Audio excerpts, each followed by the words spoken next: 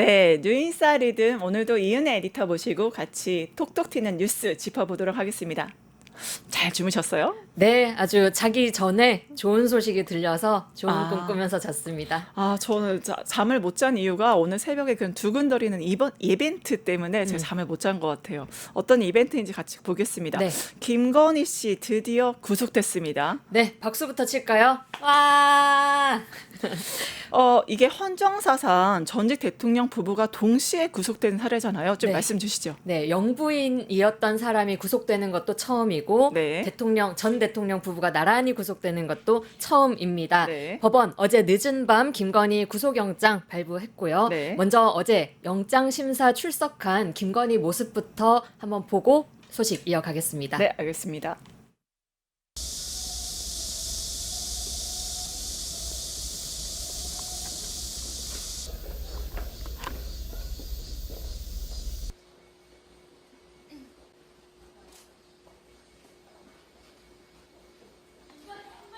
오늘 법정에서 직접 발언하셨습니까?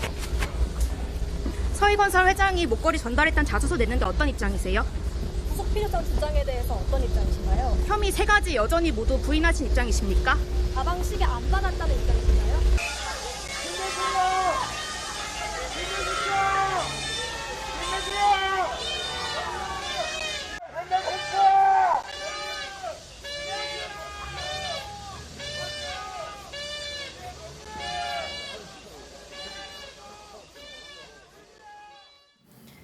네, 김건희는 서울 남부구치소에서 결과 대기하고 있었는데요. 네. 구속영장 발부됨에 따라 구치소 내에 미결수 수용동으로 이동한 걸로 보입니다. 네. 수용자 번호 부여받고 머그샷도 촬영하고 그쵸. 정밀 신체 검사 등 진행한 뒤에 체포기간 포함 최대 20일간 수용돼서 수사를 받을 예정입니다. 네. 아유, 자꾸 입꼬리가 올라가네.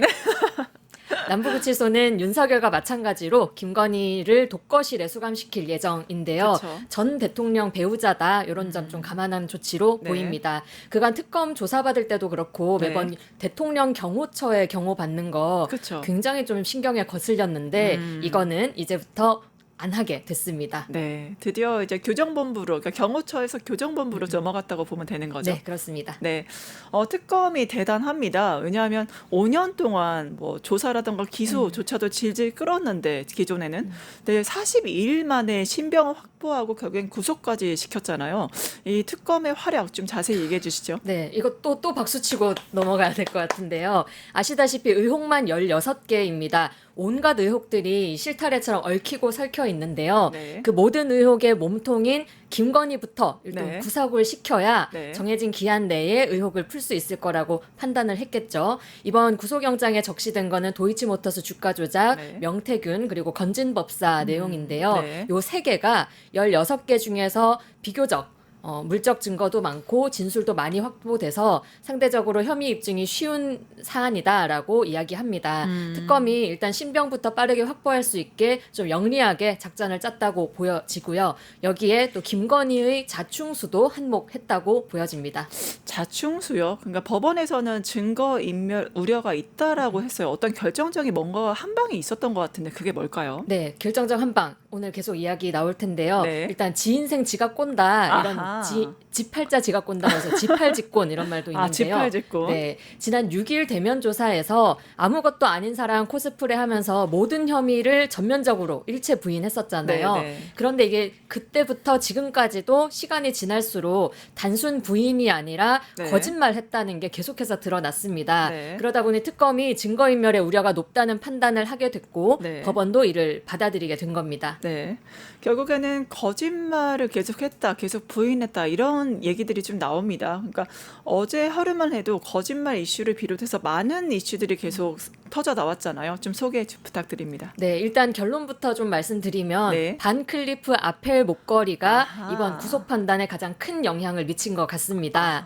어제 방송에서 서희건설 관계자가 그 목걸이 산 정황 확인됐고 네. 서희건설 압수수색 소식도 좀 전해드렸었는데요. 압수수색이 있던 날 서희건설 이봉관 회장이 특검에 자수서를 보내왔다고 합니다. 네. 내가 김건희를 직접 만나서 목걸이를 전해줬고 사위가 그러니까 윤석열 정부에서 일 좀 할 수 있게 해달라라는 요청도 했다는 내용이었습니다.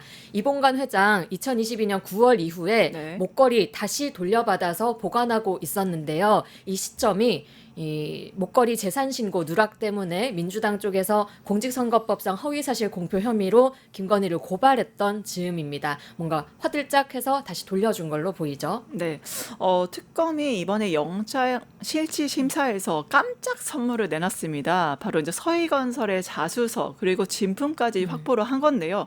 이게 이 사안이 영장 심사에서도 좀 중요하게 언급이 됐을까요? 네네. 원래 특검이 청구한 구속영장 신청서, 구속영장에는 반클리프 아펠 목걸이 수수건은 포함되지 않아 있었습니다. 그리고 구속심사 끝날 때까지도 언론에도 이 목걸이 확보했다라는 거 공개되지 않았습니다. 아무래도 사실이 알려지면 김건희 쪽에서 또 말을 바꾸거나 대응을 준비할 수 있으니까 깜짝 공개한 겁니다. 특검은 영장심사에서 진품 그리고 모조품 목걸이 모두 제출하면서 이를 확보한 경위 상세히 설명했습니다.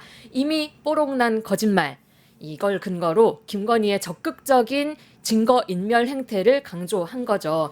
특히 지난번 압수수색에서 이 모조품 발견됐을 때 김건희가 뭐라고 했습니까? 10수년 전에 네. 홍콩에서 샀고 엄마한테 선물 줬고 그 선물 준 걸 다시 빌려서 순방 때 착용했다 이렇게 주장했잖아요. 그렇죠. 주얼리 성견자 미리 나오지도 않은 걸 구매했다고 하셨죠. 네. 그런데 이번 이 자수서 때문에 네. 또 개뻥이었던 게 드러난 겁니다. 그러니까 이게 모조품을 속임수로 일부러 갖다 두었다고까지 볼 수 있는 상황이 네. 된 건데요. 이게 증거 인멸 교사는 물론이고 네. 수사 방해까지 해당된다는 게 특검의 판단입니다. 이게 영장 담당 판사가 좀 뭔가 심증이 있었던 것 같아요. 848페이지 냈으니까 증거가 굉장히 많았던 모양이죠. 질문을 딱 하나만 던졌다고 합니다. 뭡니까? 네, 바로 그 반클리프 아펠 목걸이 받은 게 맞냐라는 아하. 질문이었습니다. 그만큼 이 목걸이 사안이 구속 여부를 가릴 중요한 사안으로 봤던 것 같습니다. 네. 하지만 김건희 끝까지 받지 않았다라고 답했다고 합니다. 네. 우리 방송 댓글 좀 보다 보면요. 입벌구라고 많이들 올리시던데 네. 입만 벌리면 구라다. 네. 요거 정말 딱 김건희에게 너무 알맞은 삼자성어 라고 생각이 들었습니다. 그렇죠. 삼자성어까지 나왔습니다. 예. 그러면 특검이 준비했던 848페이지 의견서 그 안에 보면은 좀 사안의 중대성에 대해서도 얘기를 하고 무엇보다 증거 인멸의 우려가 얼마나 심각한지에 대해서 굉장히 소명을 많이 한 것 같습니다. 법원도 이 부분을 좀 중요하게 봤다라고 보면 될까요? 네, 이 목걸이뿐만 아니라 증거인멸 정황이 한두 개가 아닙니다. 먼저 김건희는 지난 4월 윤석열이 파면됐을 직전 네. 코바나 컨텐츠 사무실에 노트북을 포맷을 했고 또 파면 후에는 휴대폰 전화도 바꾸고 또 네. 비밀번호도 알려주지 않았습니다. 네. 또 이른바 문고리 3인방이라고 알려진 행정관들도 네. 특검 수사 전후로 모조리 휴대전화를 초기화했다고 합니다. 모두 증거 인멸인 거죠. 그리고 여기에 앞서 말씀드렸듯이 지난 6일 소환 조사에서 혐의 대부분을 완강하게 부인한 것 자체도 네. 특검은 증거인멸의 우려 근거로 제시했습니다. 그리고 이 증거인멸 외에도 네. 특검은 김건희의 범죄가 헌법 가치를 훼손한 굉장히 중대 범죄라는 논리 함께 폈습니다. 도이치모터스 주가 조작, 명태균 그리고 건진법사인데요. 이게 각각 시장 경제 질서, 정당 민주성, 네. 종교 정치 분리라는 이 현대사회 핵심 가치와 연결된다는 논리를 폈습니다.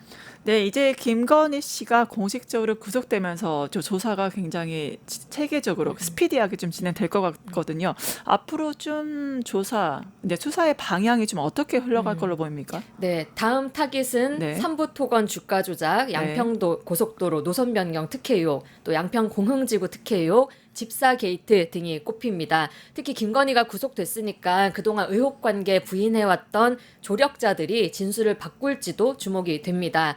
이 수사에서 가장 중요한 거는 여러 의혹에 김건희가 직접 개입했다는 단서를 찾는 걸 텐데요. 네. 아직도 삼부토건 관련해서 결정적인 단서 나오지 않은 상황이고요. 네. 건진법사 청탁 관련해서도 다이아몬드 목걸이나 샤넬 가방 등 그 실물이 아직 확보되지 않은 상태입니다. 네. 특히 통일교 관련한 사안 사안은 워낙 방대하고 또 뭐 권성동까지 이어지잖아요. 네. 이렇게 곁가지가 많다 보니 밝혀야 할 부분 상당히 많은 상황입니다. 그 밖에 코바나 컨텐츠 전시회에 네. 기업들이 협찬했다는 의혹, 또 대통령 집무실 뭐 관저 이전에 또 부당하게 개입한 의혹 등도 네. 남아 있는데 네. 요거는 제대로 수사도 아직 안 돼 있는 상황이거든요. 네, 네. 부지런히 좀 가야 될 상황입니다. 할 일이 좀 많겠습니다. 서희건설 목걸이에 대해서 이제 진술서도 확보를 했고 진품도 확보하고 무엇보다 또 하나의 이슈가 어제 터졌잖아요. 바쉐론 콘스탄틴 발음하기도 힘든데 이 시계가 등장했죠. 이거 뭔가요? 네, 이 역시 원래 구속영장 청구서에는 기재 안 돼 있던 점인데요. 신문에서 또 짠 하고 언급이 됐다고 합니다. 네, 그렇죠. 내용 다시 한번 좀 짚어보자면요. 네. 대통령실에 경호용 로봇계를 납품하는 서모 씨가 무려 5,400만 원짜리 바쉐론 콘스탄틴 시계 구매해서 김건희에게 줬다는 네. 사실입니다. 네. 특히 또 로봇계 납품 계약이 이 선물을 한 직후에 아하. 계약이 이루어졌고요. 네. 어제 서 씨라는 사람이 몇몇 언론사 만나서 인터뷰 진행했는데요. 네. 그 목소리 한번 들어보겠습니다. 네. 뭐 외국 나갈 때 너무 그렇더라. 너무 추가해서 시계 정도는 하나 있어야 되겠다. 그럼 하나 사시라고 그랬죠. 그랬더니 자기 지금 통장에서 돈 나오고 이러고 시계 산 거 이런 거 나오면 그렇다. 뭐 이런 식으로 얘기를 하더라고. 네, 좀 정리해 보면 네. 김건희가 이제 외국 나가려고 보니 네. 시계 정도는 필요하다. 아하. 근데 내가 또 직접 그렇게 구매 내역이 나오면 좀 그렇지 않겠어요? 네. 그러니까 좀 당신이 좀 사다 달라 이렇게 부탁을 했다는 겁니다. 다만 서 씨는 이 시계값이 김건희가 준 돈 내 다른 사람의 돈을 좀 보태서 샀다라고 얘기했고요. 네. 여기에 자기 돈이 들어간 건 아니라고 말했습니다. 아, 그렇겠군요. 이 역시 결국에는 수사가 어제 터졌으니까 좀 더 상세하게 진행이 돼야 될 것 같습니다. 근데 김건희 일가의 집사 이제 김예성 씨가 어제 귀국을 했습니다. 좀 어떻게 보세요? 네, 집사 게이트의 핵심 인물이죠. 김혜성 씨가 어제 오후 5시쯤 인천공항에 도착했습니다. 이 김 씨, 윤석열 파면 직후에 갑자기 베트남으로 출국했는데요. 여권 무효화 조치 때문에 원래 오늘부로 불법 체류자 신세가 될 상황이었는데 직전에 이렇게 귀국을 한 겁니다. 특검은 귀국 즉시 체포영장과 압수수색 진행했는데요. 네. 김 씨는 어떤 불법적이거나 부정한 일에 연루된 적 없다. 네. 특검에 최대한 협조하겠다라고 네. 말한 뒤에 호송차에 올랐습니다. 체포 현장에서 또 언론사들에게 한마디 남겼는데요. 네. 김혜성 씨 말 들어보겠습니다. 네. IMS 모빌리티에는 150명의 젊은 청년들이 꿈을 가지고 열심히 일하고 있습니다. 이런 마녀 사냥으로 청년들의 꿈을 꺾어주지 말아 주시기 바랍니다.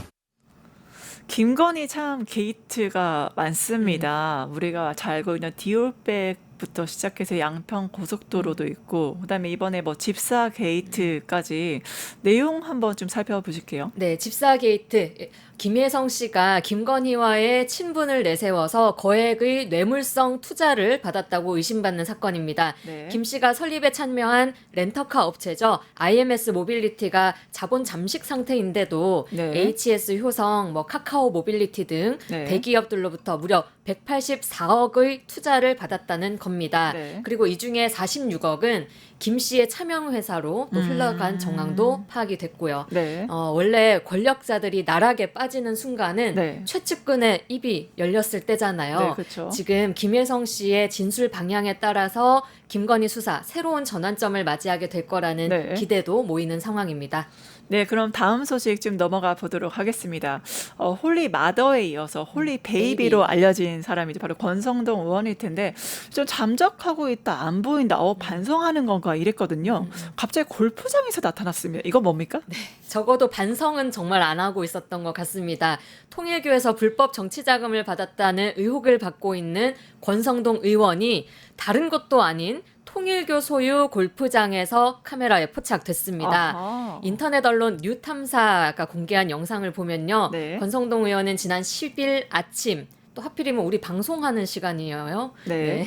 강원도 평창군 용평 컨트리 클럽에서 모습을 드러냈습니다. 네. 이때 권 의원 복면형 마스크를 쓰고 네. 선글라스까지 착용해서 네. 얼핏 보면 누군지 알아보기 어려웠는데요. 네. 라운딩 중간에 일행들과 밥 먹을 때만 잠깐 벗고 바로 또 다시 착용을 했습니다. 네. 그래서 뉴탐사는 이거 도둑 골프다. 비밀 라운딩이다 이렇게 네. 의혹을 제기했고요. 네. 여기에 권 의원이 라운딩 비용을 또 타인이 계산해 준 거 아니냐라는 점도 지적을 했습니다. 네, 통일교 커넥션, 그러니까 통일교의 큰절까지 올렸다라고 논란이 많이 되고 있는 바로 권성동인데 반응이 별로 그동안 없었거든요. 그러다가 이 골프장 건에 대해서는 즉각 반응했어요. 네, 오랜만에 페이스북에 글을 올려서 반박에 나섰습니다. 네. 먼저 마스크와 선글라스 착용한 거 최근 날씨 고려하면 뭐 그렇게 특별한 것도 아니다. 이걸 너무 과도하게 부각하는 거는 억지에 불과하다라고 반박했고요. 식사비 2만 원을 포함해서 35만 원 접대를 받았다고 주장하는 거는 코미디에 가깝다. 나는 내 몫을 직접 결제했고 영수증도 직접 보관하고 있다라고 해명을 했습니다. 하지만 통일교와의 관계에 대해서는 페이스북에는 아무런 언급이 없었는데요. 권성동 의원실의 관계자 말에 따르면 네. 지인이 오라고 해서 간 거다. 네. 그 지인이 불렀는데 거기가 소유주가 통일교라고 해서 안 갈 수는 없는 거 아니냐 아하. 이렇게 그 관계자가 반박을 했습니다. 그런데 지금 시기가 그렇게 한가하게 굴 시기가 아니잖아요. 뭐 큰 거 한 장도 나왔고 네. 큰절했다라는 의혹도 나오고 네. 세간의 눈초리가 다 통일교와의 관계성을 의심하고 있는 상황에서 제가 권성동이면 큰 거 한 장 더 줄 테니까 골프 치러 오세요 해도 절대 안 갈 것 같거든요. 그렇죠. 이 원래 우리 선조들이 오얏나무 밑에서 갓도 고쳐 매지 말라 네. 이런 말씀하셨는데 너무 민심을 뭘로 알고 있길래 아무 신경을 안 쓰는 거겠죠. 그러다 보니 아무 문제 아니라는 식으로 그렇게 골프를 치러 간 게 아닌가 싶습니다. 아마 권성동의 눈에는 이제 국민이 없기 때문에 그러한 행위들을 자행하고 있는 게 아닌가 생각이 듭니다. 네. 대통령실 소식 좀 넘어갈게요. 한미 정상회담 일정이 확정됐습니다. 네, 이재명 대통령, 도널드 트럼프 미국 대통령의 초청으로 현지 시각으로 오는 24일부터 26일까지 미국을 방문할 예정입니다. 한미 정상회담은 현지 시각 8월 25일 오전 백악관에서 열립니다. 이 대통령 취임 82일 만에 열리는 첫 한미 정상회담인데요. 관련 보도부터 보시겠습니다. 이재명 대통령과 도널드 트럼프 미국 대통령 간 운명의 담판인 한미 정상회담이 카운트다운에 돌입했습니다. 이번 정상회담은 관세 협상 제2라운드의 최대 분수령이 될 전망입니다. 핵심 관전 포인트는 안보 청구서가 될 전망인데요.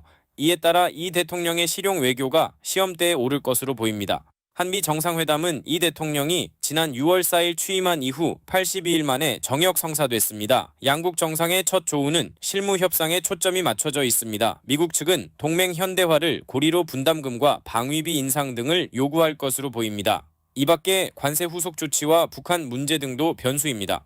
이런 가운데 이 대통령의 일본 방문 여부에도 이목이 쏠립니다. 앞서 이 대통령과 이시바 시게루 일본 총리는 셔틀 외교 복원에 공감대를 형성한 바 있습니다. 뉴스토마토 차철우입니다. 네, 산을 하나 넘었잖아요. 근데 관세 협정, 근데 선빵했다 이렇게 나옵니다. 그 다음에 한미 정상회담에서 좀 자세한 얘기 해보자. 이번 이슈는 특히나 안보가 핵심 이슈가 될 것 같다 하죠.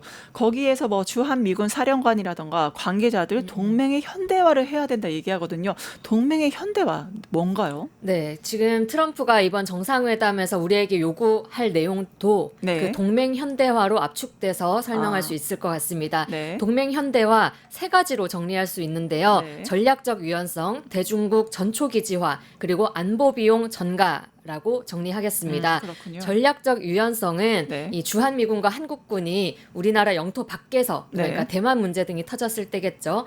영토 밖에서 연합작전을 펼치는 거고요. 네. 대중국 전초기지화 말 그대로 우리 땅에 있는 미군 기지 그리고 우리 한국군 기지를 대중국용 전초기지로 만드는 작업입니다. 그리고 안보비용 전가 이 부분 계속해서 논란이 되어 오는 상황인데요. 한국의 주한미국 주둔비라던가 국방비를 인상해서 미국의 국방 부담을 줄이겠다는 계산인 겁니다. 네. 결국 동맹 현대화는 이 미국의 중국 견제에 우리가 딸려 들어가게 되는 것이고 그래서 동맹 현대화는 곧 전쟁의 현대화다라는 비판의 목소리도 많이 나오고 있는 상황입니다. 아무리 미국이라고 해도 우리의 주권 그리고 평화권을 마음대로 쥐락펴락할 수는 없는 거잖아요. 네. 게다가 중국과의 관계를 고려했을 때 고려하지 않을 수 없는 문제이기 때문에 이 지점 좀 쉽게 받아들이기는 어려운 문제로 보입니다. 결국에는 중국 견제용으로 안보는 가지만 결국에 모든 기조는 그거 같아요. 트럼프는 미국 우선주의, 최우선주의로 갈 텐데 우리 관세 협정 너무 잘했다라고 하지만 아무래도 디테일한 세부 사항들이 좀 남아 있을 것 같습니다. 네, 지난달 타결된 3,500억 달러 이 네. 대미 투자 로드맵 등 관세 후속 조치도 정상회담에서 이야기될 수 있습니다. 문제는 앞서 말씀드린 이 안보 문제 풀지 못하면 관세 압박이 또 거세질 수 있다는 점입니다. 그렇죠. 일종의 볼모로 잡혀 있는 셈이죠. 네. 이재명 대통령이 천명한 외교 철학 제1법칙이 바로 국익을 가장 중요하게 내세우겠다는 거였는데 네. 이 미국과의 협상에서 이 부분 너무너무 어려움을 느끼고 계실 것 같습니다. 네. 지난번 관세 협상 때요. 우리 협상팀이 그 광우병 소고기 수입 반대 시위 100만 시위 사진을 이렇게 제시하면서 소고기와 쌀 이걸 개방을 네. 막아냈다고 하잖아요. 네. 이번에 역시 우리 국민들이 좀 주권이 먼저다. 우리의 국익을 지켜야 한다라는 국민의 목소리를 많이 내주는 게 이재명 대통령으로서는 그리고 우리 정부로서는 협상력을 키우는데 조금이나마 뒷배가 될 수 있지 않을까 이런 목소리 좀 내야 되겠다 싶습니다. 한편 동맹국인 우리는 이렇게 탈탈 털어먹으면서 네. 정작 중국과 관련해서는 네. 관세 이 휴전 11월까지로 또 한 번 연기하기로 결정했습니다. 전형적인 강인가요? 아무래도 좀 더 그 관세 협정이나 디테일한 거는 살펴보도록 하겠습니다. 네. 이제 국내 이슈로 다시 좀 넘어올게요. 이재명 대통령 이제 어제 국무회의에서 산재 관련 작심 발언을 냈어요. 좀 내용 소개해 주시죠. 네, 이재명 대통령 어제 국무회의에서 산재와의 전쟁을 선포했습니다. 지난달 29일에 이어서 역대 두 번째로 생중계된 회의였는데요. 두 회의 모두 산업재해 근절 방안을 집중적으로 모색한 자리였습니다. 먼저 대통령 목소리 듣고 오겠습니다.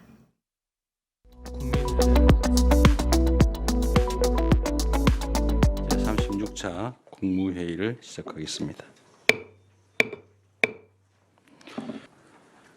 우리 대한민국에는 죽음이 너무 많습니다. 전 세계적으로 자살률이 가장 높다고 합니다. 뭐 여러 가지 이유가 있는 건 다 아실 것 같습니다.